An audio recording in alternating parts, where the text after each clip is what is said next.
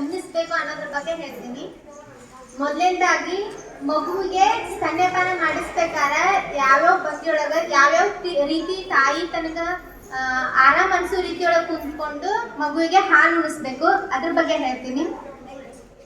ಇವಕ್ಕ ಪರ್ಟಿಕ್ಯುಲರ್ ಆಗಿ ಒಂದೊಂದು ಸೀಮಿತವಾಗಿ ಯಾಕೆ ಈ ತರ ಸ್ಥಾನಗಳನ್ನ ಕೊಟ್ಟಿದ್ದಾರೆ ಅಂದ್ರೆ ಒಬ್ಬೊಬ್ಬ ತಾಯಿಯರಿಗೆ ಸಿ ಸೆಕ್ಷನ್ ಅಂದ್ರೆ ಸಿಜ್ರಿನ್ ಆಗಿರ್ತದಲ್ಲ, ಅವ್ರು ಯಾವ ತರ ಕುಂತು ಮಕ್ಕಳಿಗೆ ಹಾಲು ಕುಡಿಸ್ಬೇಕು ಅಂತಂದು ಅದ್ರ ಬಗ್ಗೆ ಎಕ್ಸ್ಪ್ಲೇನ್ ಮಾಡೋದಕ್ಕೋಸ್ಕರ ಈ ತರ ಪರ್ಟಿಕ್ಯುಲರ್ ಆಗಿ ಒಂದೊಂದು ಸೀಮಿತವಾಗಿ ಸ್ಥಾನಗಳನ್ನ ಇಟ್ಟಿದ್ದಾರೆ. ಇದು ಒಂದು ಕೋಲಾ ಹೋಲ್ಡ್ ಅಂತಂದ್ರ ಮಗುನ ಈ ರೀತಿಯಾಗಿ ಒಂದ್ ಕೈಯಿಂದ ಮಗುವಿನ ತಲೆಗೆ ಅದಕ್ಕೆ ಆಶ್ರಯ ಕೊಟ್ಟು ಅದನ್ನ ಕರೆಕ್ಟಾಗಿ ಎದೆಗೆ ಹಚ್ಕೊಂಡು ಮಗುವಿಗೆ ಹಾಲು ಉಣಿಸ್ಬೇಕು. ಈ ತರ ಮಾಡೋದ್ರಿಂದ ಮಗುವಿಗೆ ಹಾಲು ತೃಪ್ತಿ ಆಗೋಗುತ್ತಾ ಮತ್ತು ತಾಯಿಗೆ ಎರಡರ ನಡಬರ್ಕೆ ಒಂದು ಬಾಂಧವ್ಯ ಬೆಳಿ. ಹಾಗಾಗಿ ಈ ತರ ಮಗುವಿಗೆ ಹಾಲು ಕುಡಿಸ್ಬೋದು. ಮತ್ತೆ ಒಂದೊಂದ್ಸಾರಿ ತಾಯಿಗೆ ಮಗುವಿನ ಹಿಡ್ಕೊಳಕ್ ಆಗ್ತಿರಲ್ಲ, ಆ ಟೈಮ್ ಒಳಗಡೆ ಈ ತರ ಒಂದು ಬಟ್ಟೆನ ಕಟ್ಕೊಂಡು ಕೂಡ ಮಗುವಿಗೆ ಹಾಲು ಉಣಿಸ್ಬೋದು. ಮತ್ತೆ ಇದು ಫುಟ್ಬಾಲ್ ಅಥವಾ ರ್ಯಾಗ್ ಬಾಲ್ ಹೋಲ್ಡ್ ಅಂತ ಅಂದ್ರೆ ಆ ತರ ಹಿಡ್ಕೊಂಡು ಕುಡಿಸೋದ್ರಿಂದ ಅಂದ್ರೆ ಸಿಜ್ರಿನ್ ಆಗಿರೋಂಥ ತಾಯಿಗೆ ಇದು ಭಾರಿ ಹೆಲ್ಪ್ ಆಗತ್ತೆ. ಅಂದ್ರೆ ಆ ತಾಯಿಗೆ ಹಾಲು ಕುಡ್ಸಕ್ ಆಗ್ತಿರಲ್ಲ, ಆ ಟೈಮ್ ಒಳಗ ಮಗುನ ಈ ತರ ಒಂದ್ ಕಡೆ ಹಿಡ್ಕೊಂಡು ಹಾಲು ಉಣಿಸ್ಬೋದು.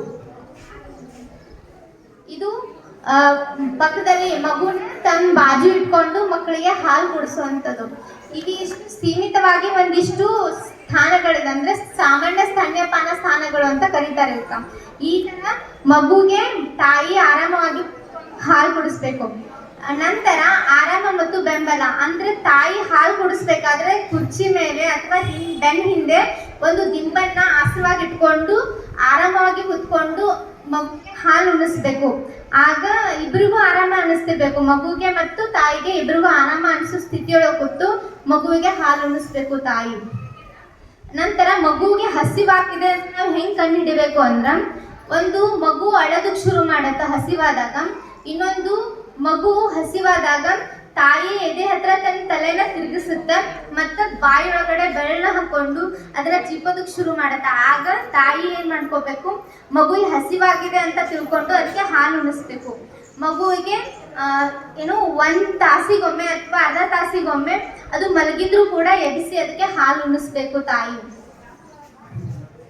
ಮತ್ತೆ ಮಗುವಿಗೆ ಹಾಲು ಉಣಿಸ್ಬೇಕಾದ್ರೆ ಮಗುವಿಗೆ ಹಾಲು ಪೂರೈಕೆ ಯಾವ ತರ ಮಾಡ್ಬೇಕಂದ್ರೆ, ಮಗುವಿಗೆ ಹಾಲು ಜಾಸ್ತಿ ಉತ್ಪನ್ನ ಆಗ್ತಿಲ್ಲ ತಾಯಿಯಲ್ಲಿ ಅಂದ್ರೆ ಅವ್ರ ಆಹಾರದೊಳಗೆ ಊಟದ ಜೊತೆ ಬೆಳ್ಳುಳ್ಳಿ ತಿನ್ನೋದಾಗಿರ್ಬೋದು, ಗೋಡಂಬಿ, ದ್ರಾಕ್ಷಿ, ತತ್ತಿ, ಸಜ್ಜಕ ಇಂಥವೆಲ್ಲ ಆಹಾರ ಪದ್ಧತಿಗಳನ್ನ ಅವರು ರೂಢಿಸ್ಕೋಬೇಕು. ಆಗ ಅವರ ಹಾಲಿನ ಉತ್ಪತ್ತಿ ಜಾಸ್ತಿ ಆಗತ್ತ. ಮತ್ತೆ ಒಬ್ಬೊಬ್ರಿಗೆ ಹಾಲು ಬರ್ತಾ ಇಲ್ಲ, ಎದೆಯೊಳಗೆ ಗಂಟಾಗಿದೆ ಅಂತ ಅಂದ್ರೆ ಅವ್ರು ಏನ್ ಮಾಡ್ಬೇಕು, ಬಿಸಿ ಶಾಖ ತಗೋಬೇಕು, ಎದೆಗೆ ಬಿಸಿ ಶಾಖ ತಗೋಬೇಕು. ಮತ್ತೆ ಮಸಾಜ್ ಮಾಡ್ಕೊಳ್ಳೋದ್ರ ಮೂಲಕ ಅವು ಗಂಟುಗಳನ್ನ ನಾವು ಕರಗಿಸ್ಬೋದು. ಈಗ ಮಗು ಬೆಚ್ಚಗಿರ್ಬೇಕು, ಮಗುಗೆ ಒಂದೊಂದ್ಸಾರಿ ಜ್ವರ ಬರೋದಾಗ್ಬೋದು ಅಥವಾ ಅದರ ದೇಹದ ಉಷ್ಣತೆ ಕಮ್ಮಿ ಆಗೋ ಸಾಧ್ಯತೆ ಜಾಸ್ತಿ ಇರುತ್ತೆ. ಅದಕ್ಕೆ ನಾವು ಬಟ್ಟೆನ ಯಾವ ತರ ಸುತ್ತಬೇಕು ಮಗುಗೆ, ಅದಕ್ಕೆ ಒಟ್ಟ ದೇಹದ ಉಷ್ಣತೆ ಕಮ್ಮಿ ಆಗ್ಬಾರ್ದು ಮತ್ತು ಅದಕ್ಕೆ ಚಳಿ ಆಗ್ಬಾರ್ದು ಅಂದ್ರೆ ನಾವು ಮಗುನ ಯಾವ ತರ ಒಂದು ಬಟ್ಟೆಯಿಂದ ಸುತ್ತಬೇಕು ಅನ್ನೋದನ್ನ ನನ್ನ ಸ್ನೇಹಿತೆ ತೋರಿಸ್ಕೊಡ್ತಾಳೆ.